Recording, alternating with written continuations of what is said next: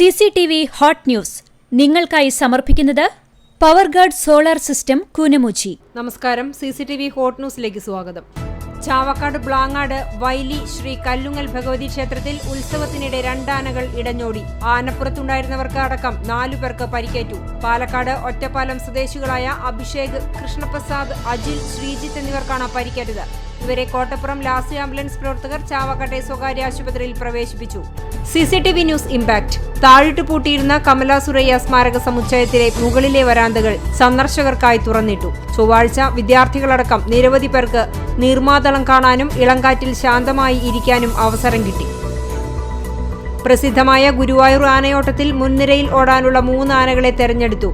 ഗോപി കണ്ണൻ, രവികൃഷ്ണൻ, ദേവദാസ് എന്നീ കൊമ്പന്മാരാണ് ഇത്തവണ ഓടുന്നത്.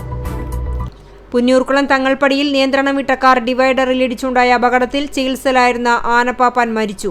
ഗുരുവായൂർ ആനക്കോട്ടയിലെ പാപ്പാനായ കോഴിക്കോട് സ്വദേശി 53 വയസ്സുള്ള പ്രേമനാണ് മരിച്ചത്.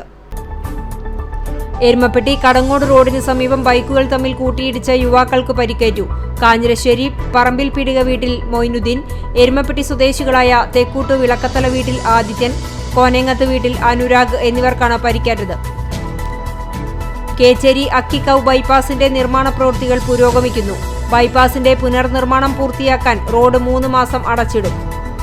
2022-23 സാമ്പത്തിക വർഷത്തെ തൊഴിലുറപ്പ് മേഖലയിലെ ഏറ്റവും മികച്ച പ്രവർത്തനത്തിന് തൃശൂർ ജില്ലയിലെ 2ാമത് പഞ്ചായത്തായി തെരഞ്ഞെടുക്കപ്പെട്ട കാട്ടകമ്പൽ പഞ്ചായത്തിനുള്ള മഹാത്മാ അവാർഡ് സമ്മാനിച്ചു.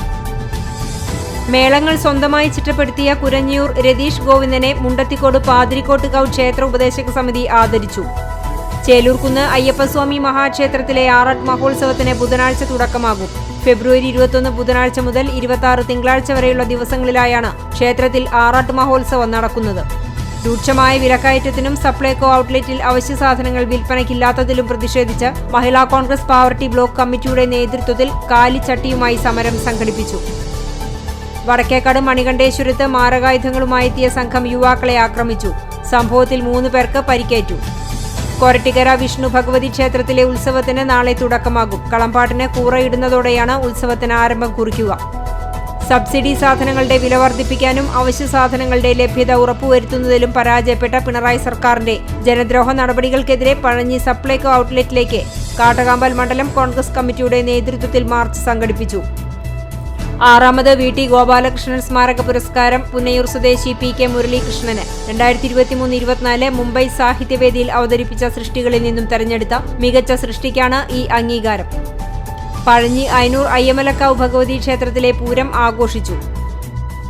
ചൂടുകൂടി വരുന്ന സാഹചര്യത്തിൽ കുട്ടികൾ കൃത്യമായ അളവിൽ വെള്ളം കുടിക്കുന്നുണ്ടോ എന്ന് ഉറപ്പാക്കുന്നതിനുവേണ്ടി വയലത്തൂർ ഈസ്റ്റ് ALP സ്കൂളിൽ വാട്ടർ ബെല്ല് സംവിധാനം ഒരുക്കി. ദന്തരോഗ ചികിത്സാരീതിയായ ഓറൽ ഇംപ്ലാന്റോളജിയിൽ പോർക്കുളം സ്വദേശി ഡോക്ടർ ഹഫീസ് ഹുസൈന് ഫെലോഷിപ്പ്. അമേരിക്കയിലെ ഫ്ലോറിഡയിലെ തമീമി അക്കാദമിക്ക് കീഴിലുള്ള international board of oral implantology ഫെലോഷിപ്പിന് ഇന്ത്യയിൽ നിന്നും 35 പേർ മാത്രമാണ് ഇതുവരെ അർഹത നേടിയിട്ടുള്ളത്. കടവല്ലൂർ കല്ലുംപുറം സിറാജുൽ ഉലൂം ഇംഗ്ലീഷ് സ്കൂളിൽ പ്രീ പ്രൈമറി വിദ്യാർത്ഥികൾക്ക് സൗജന്യ ചിത്രരചനാ മത്സരം സംഘടിപ്പിക്കുന്നു.